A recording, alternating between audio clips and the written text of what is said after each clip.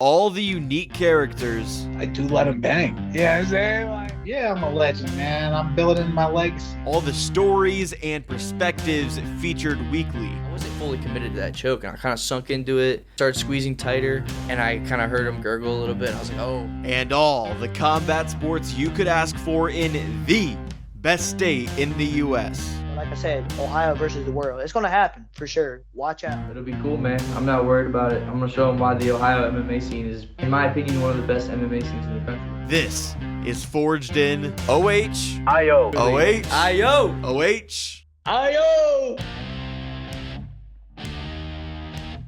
Hello, everyone, and welcome to episode 80 of Forged in Ohio. My name is Jake Murren, and I'm the host of the podcast.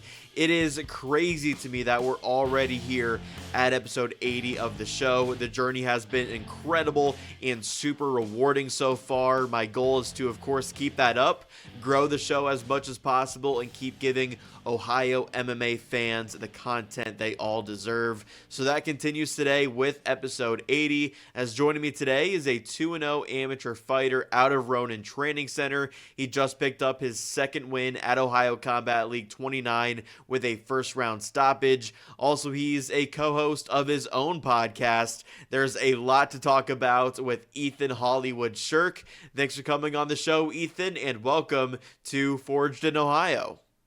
Thanks for having me. This is really cool. I didn't think I'd ever actually get invited. My coach told me, he's like, "Hey, I told him to invite you," and I was like, "Yeah, sure." But here we are. It's a great time. Yeah, here we are, man. Your coach. I was already aware of you before your coach reached out and said, "Hey, get this guy on the podcast." But I'm happy to follow through and get you here on Forge in Ohio. Before we get to that big win at OCL 29, I want to learn about your story a little bit and how this combat sports journey started for you. So, how'd you get into mixed martial arts? Trash talking as a teenager, essentially. I'm no longer a teenager, so I can actually say that, which is crazy. I'm getting old. But I taught myself how to box, which it wasn't pretty at all, but it worked. And I fell in love with it. I saw a couple UFC fights online. I was like, this is the shit, man. I need to be doing this. And me and my buddy Brock, my buddy Donnie that I train with, I've been doing boxing with them for years. And then I convinced them to do this. So it's pretty cool. It's coming full circle now. So they're into it as well. You brought them into this combat sports space? Oh yeah. One of my training partners, he just had his first fight. He head kicked that dude into oblivion. Donnie Hughes, he wanted to be a boxer. So I kept trying to convince him to wrestle, and he was like, "I don't need to learn how to wrestle. I'm a boxer." And then finally one day, he's like, "Yeah, I'm not doing this boxing shit no more. We're gonna be MMA fighters." So I was like, "Okay, let's do it." So then we went to this small gym that we live next to and trained nonstop, met a couple fighters, and then ever since then, it's just been full steam ahead. I saw a video of you boxing in a parking lot on social media from like 4 years ago. What was happening That's there? what we What's used the to do. story behind that? Dude, we actually did it not too long ago, but we had cops called on us because they thought we were assaulting each other. So back in the day, it was me, Brock, and a couple other kids. But Donnie never really did the parking lot stuff that we did. We did a lot of shenanigans. But we would just set up a couple cones or just like an area that you had to stay within. And we were like, "All right, dude, just stay in this and we're going to box." And we thought we knew how to box, even though we didn't. I definitely rolled my ankles one too many times doing that stuff. But it was fun. It was a fun experience. And like, there's nothing quite like getting dropped on a parking lot. Like it wakes you up. You got to pay attention, or else there's no mat to help you. You just get dropped and then you hit the concrete. No one likes that. That's not fun at all. Did you know back then that doing those parking lot brawls that you would eventually find your way into an actual cage fighting in mixed martial arts? From day one, for sure. I remember all MMA fighters say this, but I watched McGregor fight, and I was like, dude, especially like you can go back and watch his fight with Cowboy. And you can just listen on YouTube how loud the crowd is. And I remember thinking that's home for me. That's where I need to be. And it just started off with boxing, and Like I wrestled in high school, and I was like, this is just the start. Let's just really focus on like these two things and not really stray away until we find like a real gym. And then I found jujitsu, and I remember my first day of jujitsu, I got tapped out like 10 times in a minute by this 120-pound woman.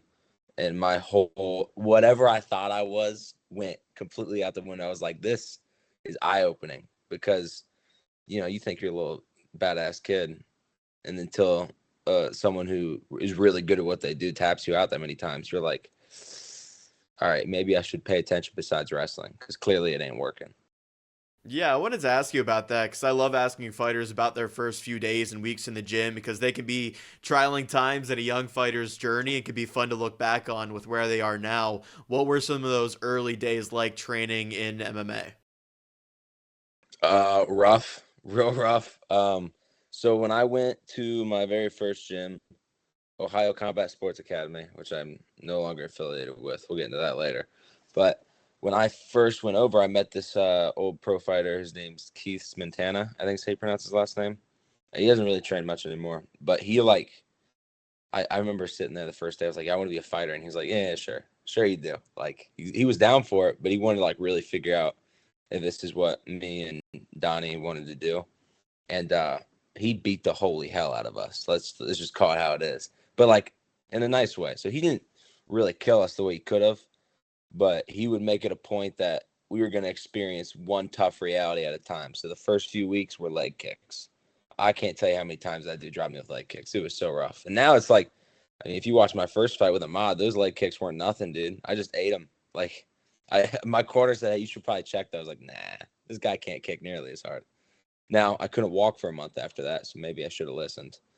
But, yeah, it was real tough. He made it a point that if you really want this, you're going to have to show me and you're going to have to work for it. And he didn't let us spar for like the first month and a half. And then he finally like, all right, you guys are picking up on it. You kind of like got a rough idea.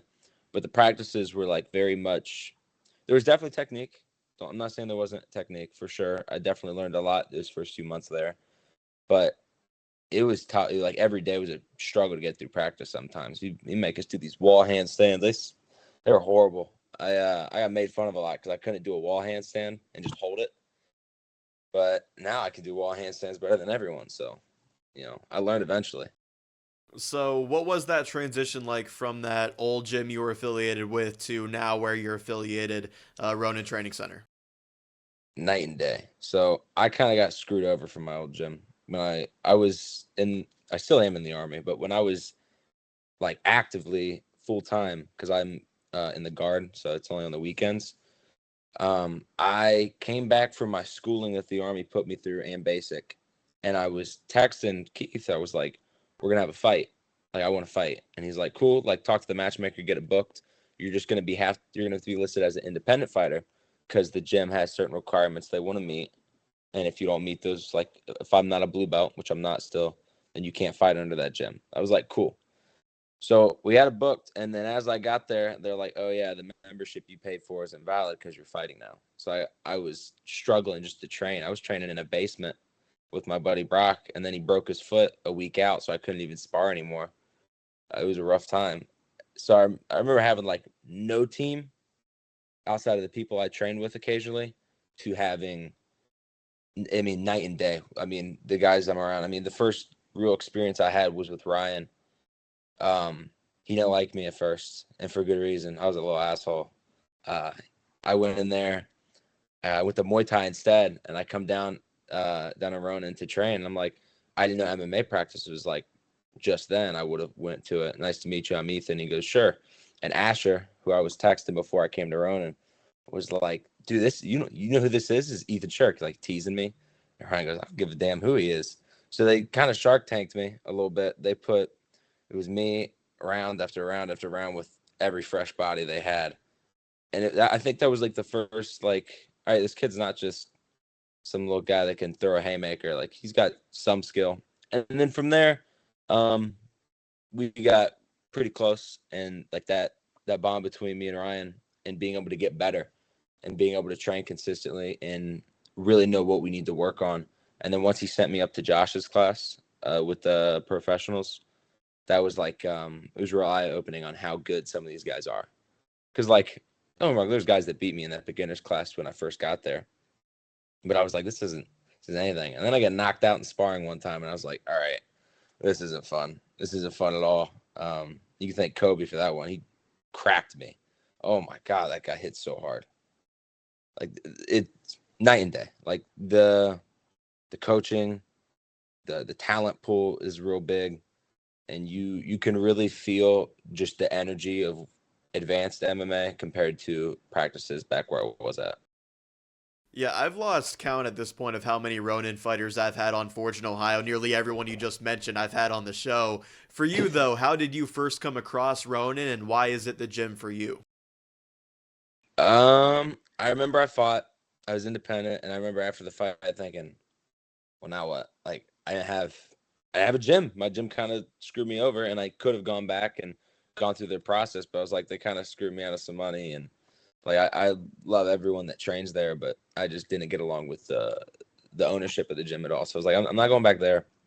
And I remember Travis, Mr. Bam Bam, as I'm getting my fight check, he looks at me and goes, "You need to go to Ronin." I was like, "Go to Ronin." I was like, "Really?" He goes, "Yeah, we train these days throughout the week. We spar on Saturdays. Like, you need to show up. Like, that's the place you need to be." And I was like, "All right, cool. I'll think about it." And I didn't even realize it was Travis at the time until I kind of got the Ronin. And I was like, "Oh, that's the guy that like, he's that guy." Like, every gym has someone, whether they're retired from fighting or they're still actively fighting, who's that guy. That's who he is. He's that guy. So once I was like fully committed, like, I need to switch gyms. I had to get my license because I had my first MMA fight before I got my driver's license. That was something. So I got my license, and I finally went, and I was texting Asher because he headlined the event that I fought under. And I was like, how is Ronin? He's like, "Dude, you need to come. It's the best gym you'll find." And then after talking to him for a little bit, I came to Ronin, and it's been awesome. I love it. Yeah, it's a well-established gym in Ohio with quite the fight team. How beneficial is it to be surrounded by others at the gym who have the same drive as you, and in some cases maybe even the same goals as you? It's nice. There's people that you'll come across, and you'll be like, all right, he likes fighting, but he doesn't love it. And I think I found that a lot before I came to Ronin. And then finally, once I got to that advanced class, you kind of like see like Max, freaking Kobe, Melvin, like all these guys who, like, they love this shit. Like, this is what they do. And it doesn't matter if they lose the next 20 fights, they're still gonna be doing this, as long as their brain is still in good health. Like, they just love what they do. And it's really like, I used to just, all right, I'll go to practice, I'll do an extra class after that, then I'll go and I'll lift weights. And now I'm like, all right, I'm getting there an hour before everyone shows up.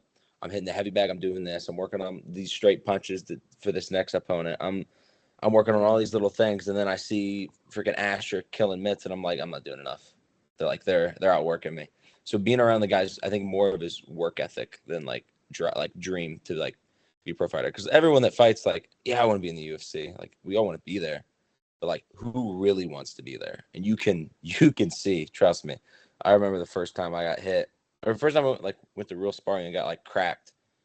It didn't like knock me out, but like it really messed me up. It was from Max, and I was thinking like, dude, this guy's not even a predominantly a striker, and he just mopped the floor with me. Like, everyone fears Max's wrestling. Don't get me wrong, his boxing's is pretty clean now. I'm not gonna lie, it's scary. Like, he should not be able to punch that well, but he does. And after I got my ass whooped one too many times in sparring and in practice, I was like, I need to like kind of rewire how I approach this.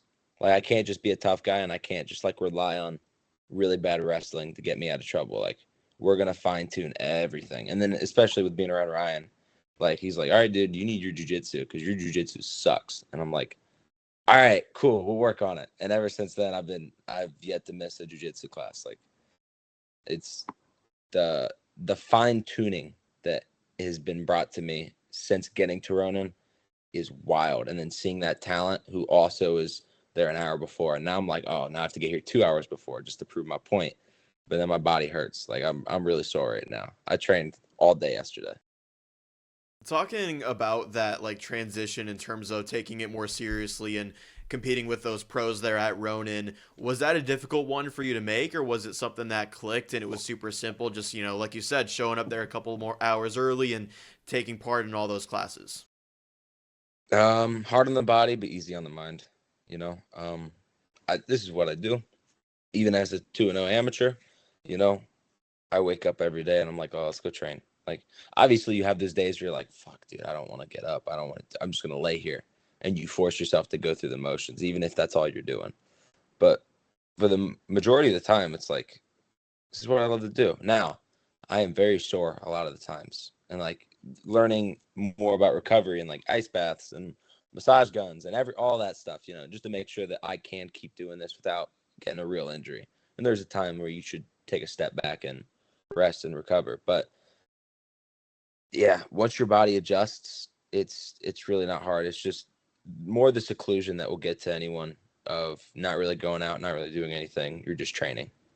People think you're a little crazy in the head, but I don't care. Like, this is what I do, man. You either love it or you hate it. If you don't like it, then cool, have a nice day. Yeah, what were people around you thinking when you told them that you wanted to get into cage fighting? Your friends and family, were they skeptical at first, or did they know it was right up your alley? Um, Ever since I've been like 15, 16, I had a rough patch, was like 14, but 15, 16, every time I said I was going to do something, I kind of did it. And it was just something I really do like pride myself on. Like, I said I was going to fight. I fought.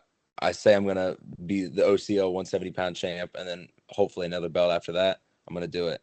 I say I'm going to be a world champion in multiple weight classes, the pro level, in the best promotions of the world. I'm going to do it. Like, and it all starts at like the smallest little things. I said I was going to beat that dude in a boxing match. I did it. So that although the outcome is completely different, at the end of the day, they're the same thing. You're saying what you're going to do and then do it. So for me, it's just consistently say what you're going to do and then go and do it. And if you can do that consistently, it's like everyone around you will understand. And the people that like love you, like, they get it. They may not like it. Like, believe me, my dad, he hates this. He hates that I fight. Every single time he's scared as hell. Like, I got footage of him on my last fight, just sitting there like, oh shit, like, this is a grown man. This guy's got tattoos. He's bigger than my kid. Like, oh no. And I told him when he came in the back room, I was like, I'm fine, dude. This is what I do. Like, if I lose, I lose, but it won't be because of lack of effort. I promise you that, and like, my real close friends have been their game. Every single time I have a fight announced, they talk so much shit in the comment section. Like, I don't really say much. It's more my friends that piss people off. The last guy I fought, George, he blocked me on Instagram because then he blocked me on Instagram. He treated me like a side hoe, dude. I was so salty about that. Yeah, like, the people that actually like care about you, they get it, man. They may not like it. They may wish they had more time with you, but they understand. At the end of the day, it's just what I do. You mentioned the physical toll of taking this seriously and trying to make a career out of mixed martial arts, and you also said that you feel old even though you're only 20 years old. Do you maybe feel older than you actually are? I'm getting old. Dude, I say it all the time. Like, you can ask anyone I train with. I'll randomly lay on the ground for like 10 seconds. I'll get up and go, man, I'm getting too old for this shit. Like, this is rough. But I'm young. I can recover real easily from stuff. I hear it all the time. Melvin looks at me all the time. He goes, dude, you're young. All right. You finish the rest of this practice. You're fine. And I was like, that's true. I'm still hurting, and there is a fine line between you're young and you can recover. And it's also, why are you damaging your body that much? So finding that middle ground where you're still training as hard as you can, but keeping your body as healthy as possible is really what I've been working on. But yeah, dude, I feel like I'm 30 sometimes. I don't know what's the problem. I need to sleep more, a lot more. I love sleeping. It's awesome. Yeah, no doubt. Talking with Ethan Hollywood Shirk on Forge in Ohio. Let's dive into the two amateur fights now. You debuted at Ohio Combat League 25 nearly 1 year ago at 19 years old. You won via decision. I know we've kind of talked about that fight a little bit already, but what comes to mind when you think back to that amateur MMA debut? I don't know how Ahmad ate those punches, dude. That's the real story of the fight. and the more I fight, everyone I think is collectively gonna be like, that guy's got a chin.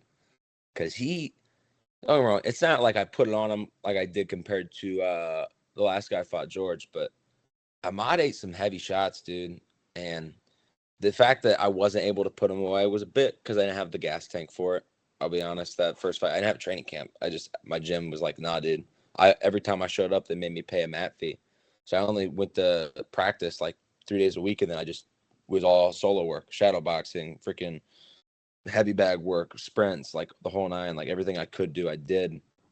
And for that first fight, it was good because it was not a quick finish on my side or his side. It's not like I went in there as this 19-year-old cocky kid and just starched them, and then my ego went crazy. It's not like I got freaking submitted within the first 30 seconds. Like, it was a good back and forth there. And although they gave me all 3 rounds, it was a good fight. No one sat there thinking, oh man, this kid dominated. Like sure, did I control the fight the majority of the time? Yeah, but it was a good fight. I got the rounds in. I know what that feels like when you're tired as hell and you still got to keep going, so you push through it. So it was eye-opening to learn what it takes to really do it, because then I was sitting in the back room like, I'm about to find out if I'm really as good as I think I am. Like, I think I'm that good, but this guy comes from a mortal, and I have it no corner, man. So we better lock in here. And we did it, and very eye-opening, very helpful.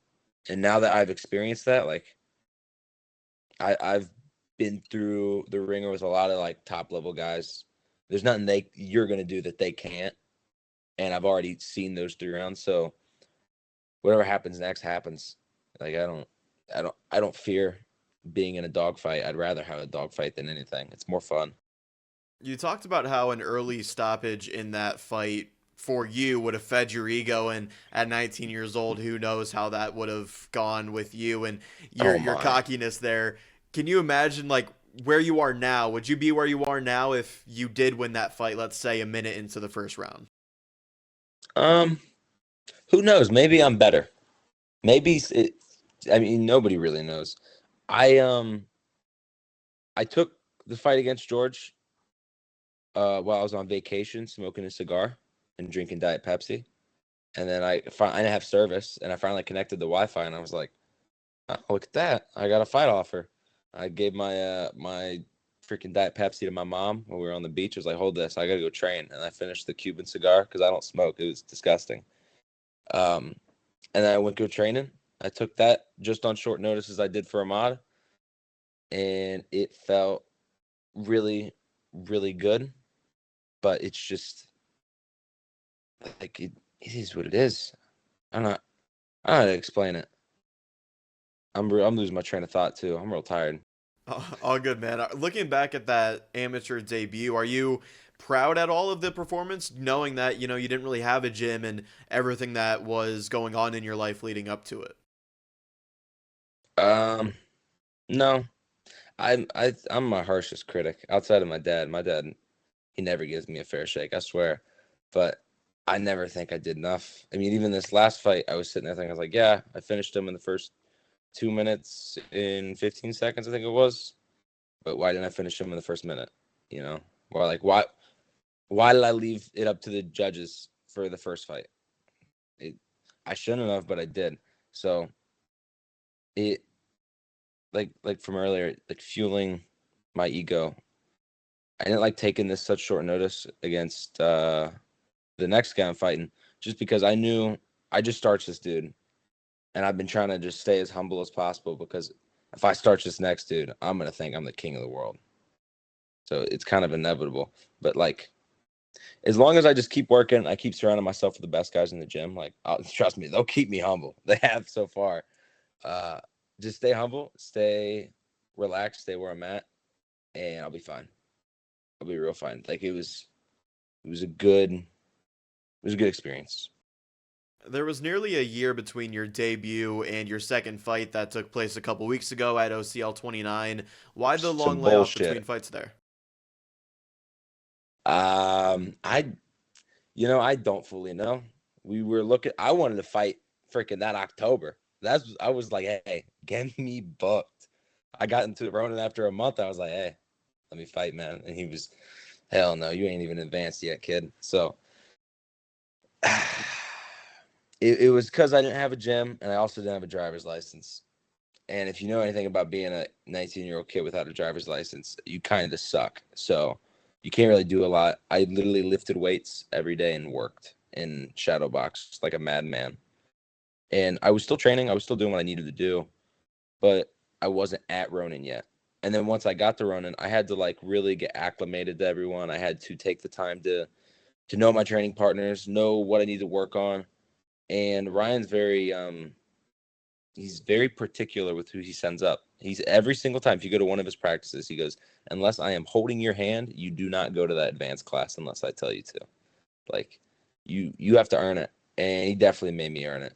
Like, there was a time where a couple of the advanced MMA guys, after they saw me in sparring, because I was able to show up for sparring, they're like, why aren't you coming to Josh's class? Like, come on, dude. Like, let's do this. I was like, I haven't been set up yet. So, like, I could have for sure gone to advanced immediately if I wanted to, right? And only a few people would have been like, really? But going through the process of this is the set way we do things. You're not special. And every single day we're going to build off what you were until you're ready for that next level. And if you don't earn it, you're not going to get it.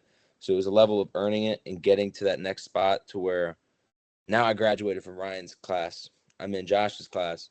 Now we got to make Josh actually believe that I'm about this, because I'm sure I've seen it since I've been there. There's kids who show up and they think they're tough and they get their ass whooped and they don't come back. Like, he thought maybe I was one of those kids. Spoiler alert, I'm not. I'm one of those guys, hopefully at least. And once I kind of got acclimated to Josh and everyone, we were looking for a fight and we just couldn't get one until May 18th. And then I was 20, which is bullcrap. I turned 20 3 days before that fight. So I couldn't celebrate my birthday at all. It sucked. Did he do anything after the fight to celebrate? I ate 2 pints of ice cream. Oh, I had practice that next Monday because I didn't get touched. I was like, I'm still going to train. And 10 minutes in, my stomach, apparently I'm lactose intolerant. I didn't know this, but it was not fun. I was struggling. It was a rough day, man. Came in, we were doing some drills, and I was like, hey, I'm going to be gone for about 10 minutes. He goes, what? I go, give me 10 minutes, all right? I just want to fight. I'm allowed to get this 10 minutes off.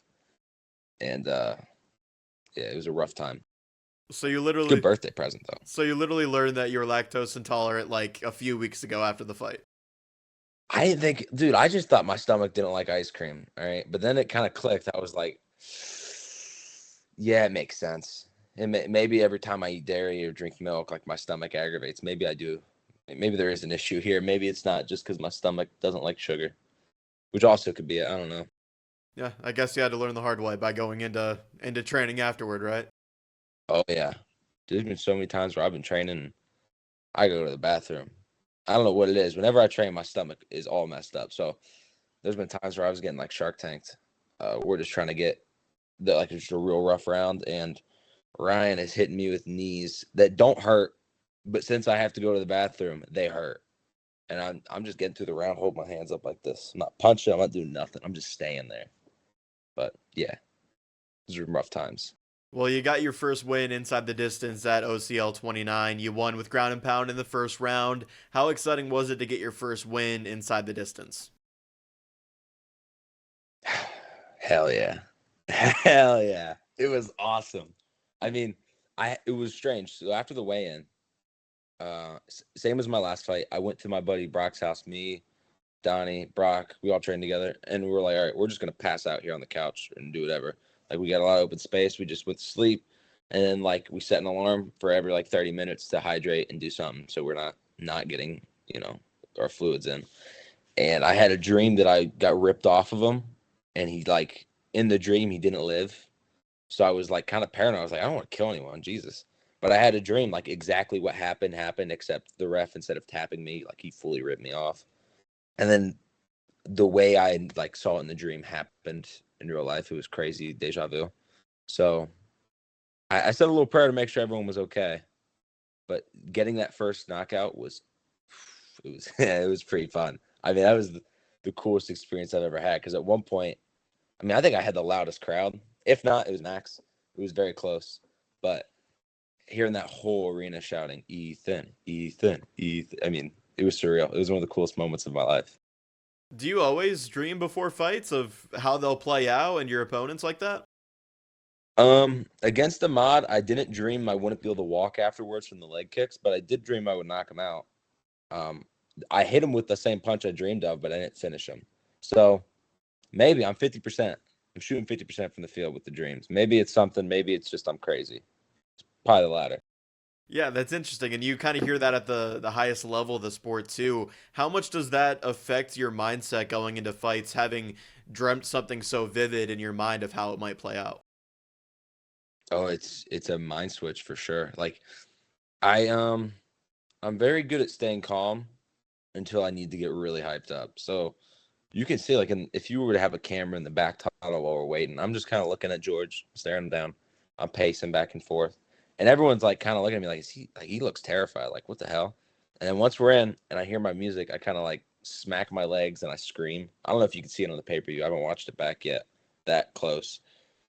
And once that switch gets flipped, like all the preparation, all the mind work, everything kind of like floods in, and you're walking, and then I hear the Purge sirens, which is my walkout song, and I was like, oh, it's over. This guy's gonna get smoked.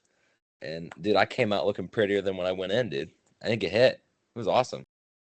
Yeah, so considering that you didn't get hit, and I know you mentioned that you're your own worst critic, maybe that you could have finished him sooner, but are you happy with the performance at OCL 29? I'll try. Yeah, I mean, at the end of the day, it was cool. Everyone was calling me champ. I mean, that's always fun, when you're kind of that guy and you have 70 text messages from people that didn't care to text you before, but since you fought, everyone's like, "Oh, dude, you're all that." But again, unless I finish him in 10 seconds, I always think I could have done better. Especially in this last fight, like I lunged in with too many shots. Like he caught me off guard because this guy, he's not a wrestler. He tried to take me down immediately. I think those guys from Vision think they could just grapple me, and that's the way to beat me. I can assure you that ain't gonna work. That ain't it. Unless you're freaking Max Metzger and you can maul everybody. Believe me, that guy, it's rough. So it felt amazing. I was very proud of myself. But a day afterwards, you're like, why did I do this or why did I do that? Like, why did I waste that movement? Why did I get taken down that way? Like, I'm very nitpicky. But yeah, I try to be happy about how I did. But at the end of the day, there's always room to grow. This can be said for both of your fights so far, but competing for Ohio Combat League, those cards are full of Ronin fighters, and I know you weren't affiliated with Ronin for your first time, but what's that like going to war with so many teammates? It's a nice experience. Before I didn't have anyone, like even my training partners, I asked one of them to corner me, and my old gym said they couldn't, because if they did, then it would just be a bad look for them. And because they train with me, and then I'm no longer linked to that gym. So I literally had a guy on 3 days notice. No, not 2 days notice. That I don't even like the guy really, but he helped me out loads. Like he saved my ass a little bit. Like the hardest punch I got hit with all night was from him in the back room because this hand dropped and he smacked me with the tie pad and he was like, "Hey, don't do that." I was like, all right, cool. So from having nobody to everybody is night and day. Like, and sitting there in the back room watching all my other teammates go out and win, and then after I win, going out and being able to watch Max just maul a dude, like it's such a cool feeling. And having those little conversations and being able to warm up with somebody, like Kobe gave me this little pep talk. I'm not gonna say exactly what he said, but like he was telling me before, and he was like, I gave the same speech to every one of these guys that fight. I got a hell of a speech for you. Just like, get ready. And he told me it, and I really, like, in that moment, I kind of felt like, dude, like, I got a team. Like, this isn't just me. Like, I got coaches, I got teammates, I got brothers. Like, I got people that are here to actually, like, watch me do good, and they want to see me do good, not just hope and pray I win, Like, they're like, yeah, dude, like, Ethan's the best they got right now. Like, he's going to win. And hearing that from them it's amazing. It's a very good feeling to have, especially when there was nobody before.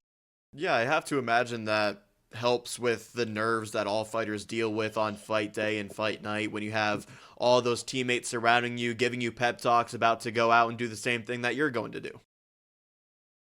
Yeah, it helps loads. The nerves, I mean, there's always nerves. I don't really feel nerves until fight day, honestly. Like, I mean, maybe a little bit beforehand when I'm like envisioning it, but like in the tunnel is where you feel the most nerves, like right before you walk out. But then once you walk, at least for me, once I walk and I hear my music and I see the person I'm about to fight, I see their body language, how they're gonna do, and I step on the canvas, like there's nowhere I'd rather be. Like that's it right there. Like, and you can kind of see me. Like I'm immediately the second I get in there, I'm hyping up the crowd and I'm looking to see where's everyone at. I'm like, this is the coolest thing I've ever done. Like this is exactly where I want to be all the time. Once again, this is Ethan Hollywood Shirk on Forged in Ohio. I mentioned this in the intro, but you're the co-host of your own podcast, the Living Fast podcast. Can you let the listeners and viewers know what that show's all about? Me and my buddy Garrett just bullshitting. That's all it is. Like there's no direction for it. I remember I called my buddy Garrett. I was like, dude, I want to do a podcast. And like the first few episodes suck. I mean, even the new ones aren't that good, but those first few episodes are horrible. And then like we kind of get a feel like what we're doing and we're all right on the mic. I had a great time. We have fun every time we do it. We're waiting to get like a new like actual studio to do it, which is why there hasn't been a new episode. But yeah, it's literally just me and Garrett, whatever is popping at the moment or whatever we feel like talking. Like there's times where we just like, hey, what do you want to talk about? I don't know. All right, cool, play. Like, let's do it. Like, it doesn't matter to us. We're just having fun.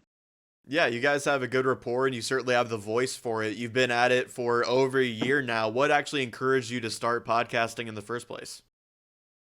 I like to talk shit. Dude, like I said, like my ego kind of like, I'm a cocky, arrogant little dude, man. I really am. And I love it.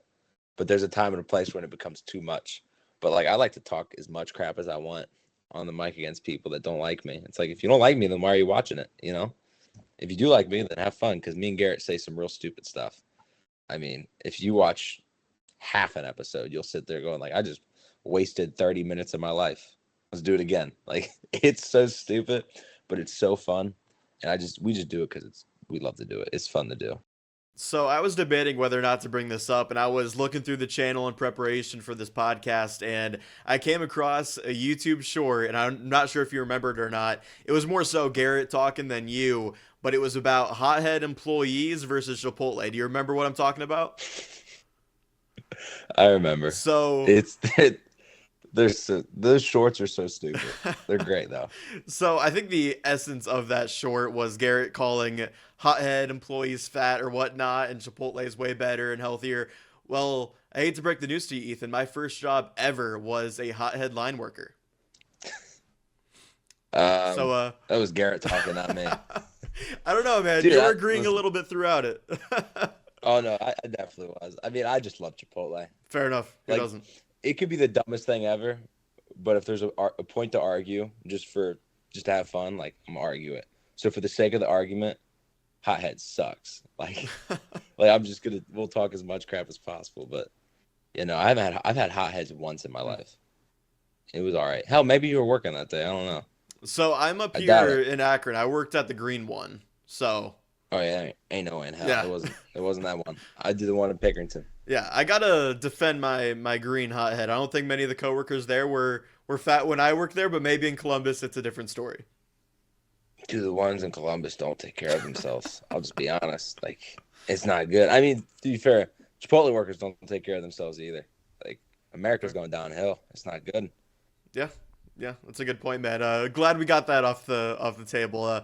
And the Living Fast podcast, you know, it's not the only content that you create. You also have your own YouTube channel, TikTok page with some pretty creative MMA content that you share on socials. How important is it for someone in your shoes to put yourself out there like that and not only build a following, but also build a brand too? Oh, last time I checked, I was at like 20-something subscribers with those shorts. The problem is, like, I don't have like a place to really record. I'm about to move out here in about a month. So again, I'm getting old. So the idea is like once we actually have a place in the studio, like I've got a neon sign for the podcast. Like we're about that. Like we got a neon sign, we got the mic stands, we got the whole nine. It's just finding a place and the time to do it. So like I just will throw up some shorts and stuff together on TikTok and I'll just put it up. There's not really a crazy amount of thought put into them. I'll look at it, be like, that's cool. Let's post it. And that's pretty much all it is. I mean, even my captions on Instagram, half the time they're stupid. If you go back and you look at some of my old captions, I remember a couple of them were just random noises that I abbreviated and made noise like words for. It just makes no sense. It's awesome. Have you ever received some weird comments or feedback from any of those reels or shorts that you've made in the past?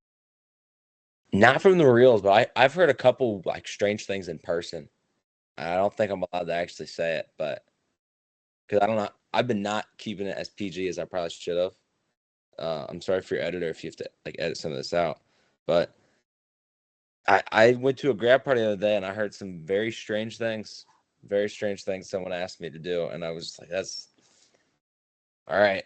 But from the comments now, I mean, you get people that just like me like to talk shit, so they'll say stuff. So half the time I'll just send them a salt emoji, and that's all because they're salty. I mean, it's all they are. So that normally ends the conversation. Occasionally you'll get someone that really goes on a tangent about how you suck and you're the worst thing that's ever existed, which is awesome. I mean, if someone's so upset at a 15-second clip I made that I'm the worst thing that God has made, then I feel bad for them. They're having a rough time. Yeah, that's a good point, man. I'm interested in what's next for you. I know Ohio Combat League 30 was recently announced for June 29th. Is that when fans can expect to see you in your third amateur MMA fight? Contract's already been signed. They sent it to me like 2 days after I fought.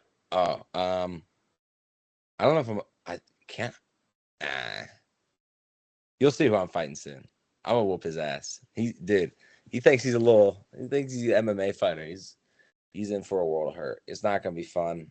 You might be able to find some things in me since you're a detective, dude. You found some stuff I didn't think you were gonna find. You might be able to find some clips of me talking some shit to the guy I'm about to fight. Or not clips, but like comments, like somewhere deep in Instagram. So good luck. If you find those, then by all means have fun with that. But yeah, this little dude, he's had one fight. He's undefeated. He's about to be one in Ethan. He's gonna be 1-1. Like it's gonna be a good time. From the same gym too. Like these guys don't learn. You'd think these guys from Vision MMA would figure out that maybe I'm not the guy they should try to beat, but to each their own. So there's going to be a bad blood maybe and some more trash talk and hype for this fight? I'm going to talk the most shit. I didn't really say that much, to be honest with you. So I need to get new ones. But like, here's one of my crosses, right? My cross necklace and then like the chains that I have with them. So if you pay attention to George Nichols, he has a tattooed cross necklace on him, which looks silly. But you know, it's his body. He wants to tattoo it. Cool. So in the the weigh-ins, I took my necklace and I like grabbed it. I was like, they make these, right? You have to tattoo it on yourself.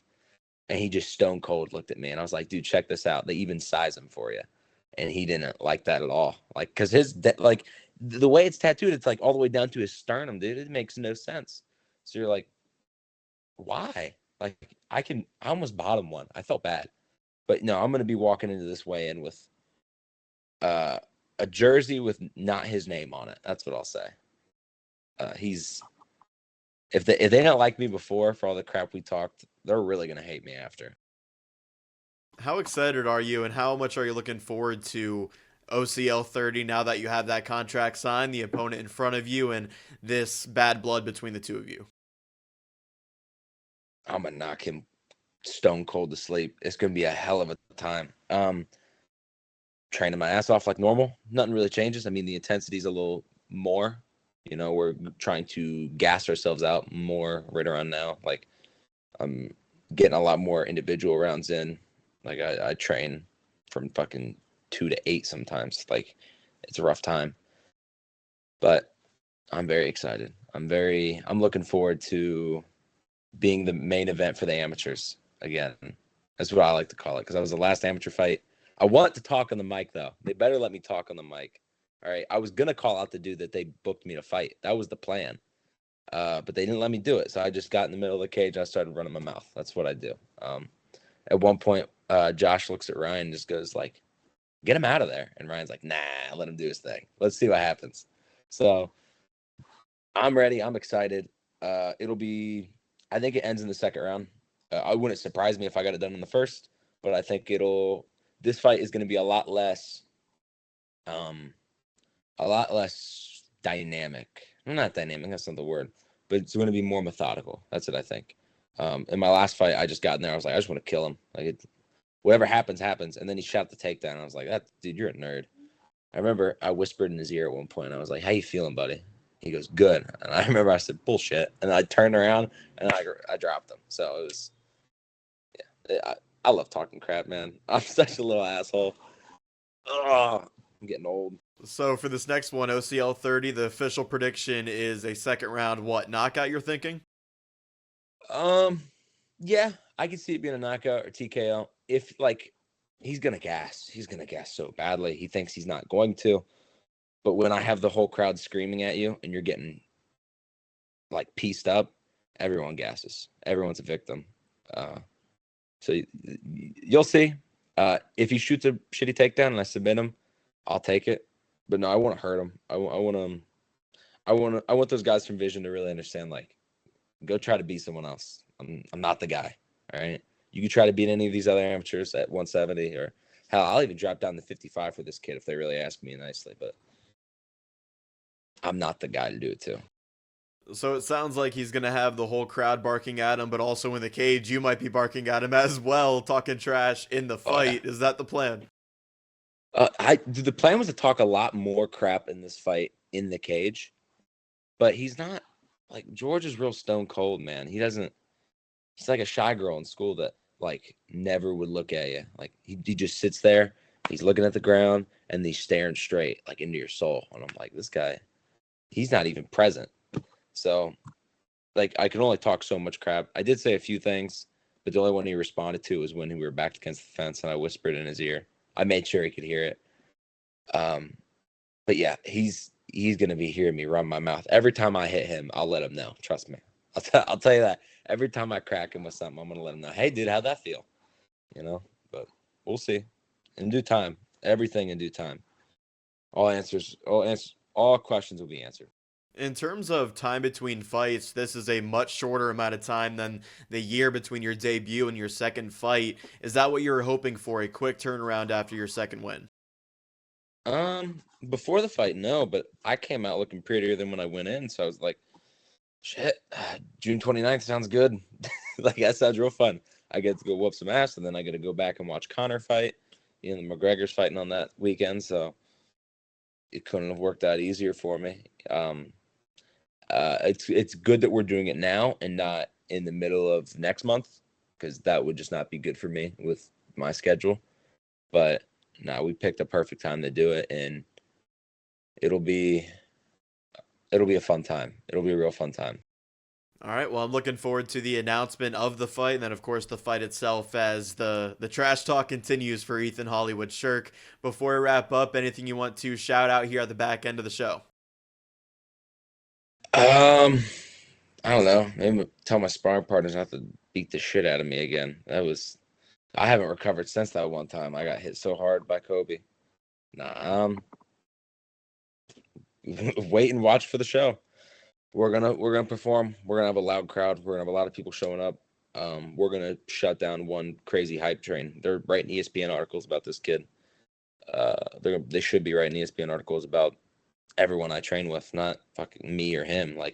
The real people that are getting after it, and the real people that are the best, but the best. We're not there yet. We're just amateurs, but we'll see in due time. June 29th, second round finish. Well, thanks again, Ethan, for coming on the show. You're one hell of a prospect in Ohio MMA, and I was truly impressed by your latest performance and now getting to know you a little bit. If you've ever checked out an episode of Forge in Ohio, I like to do the OHIO chant with my guests to get them out of here. So, OH! Thanks, Ethan. I appreciate the time. Congrats again on the win a few weeks ago, and I'm looking forward to Ohio Combat League 30 and this highly anticipated fight that you're going to be in. Yes, sir. Thanks for having me, man. I appreciate it. That was Ethan Shirk, the 2-0 amateur fighter out of Ronan Training Center, who impressed many with that performance at Ohio Combat League 29 a few weeks ago. I'm hoping that we get to see Ethan compete a couple more times this year as he continues to grow as an amateur. There's no doubt that he has a great team behind him. The support system is there, and he's definitely a prospect that Ohio MMA fans should keep an eye on. 80 episodes are now in the books for Forged in Ohio. That's unbelievable to say out loud. Like I said at the top, it's been an incredible journey so far, and you know that I'm not stopping anytime soon. To help support the show and its growth, I encourage you all to download episodes if you're listening to them on your favorite podcast platform, or if you're watching on YouTube, leave the video a like and subscribe to the channel if you aren't already. Both are completely free to you. And don't forget, you can find the show on Instagram and Facebook at Forged in Ohio for even more content. Thank you all for watching or tuning in. I've been your host, Jake Murren, and this was Forged in Ohio.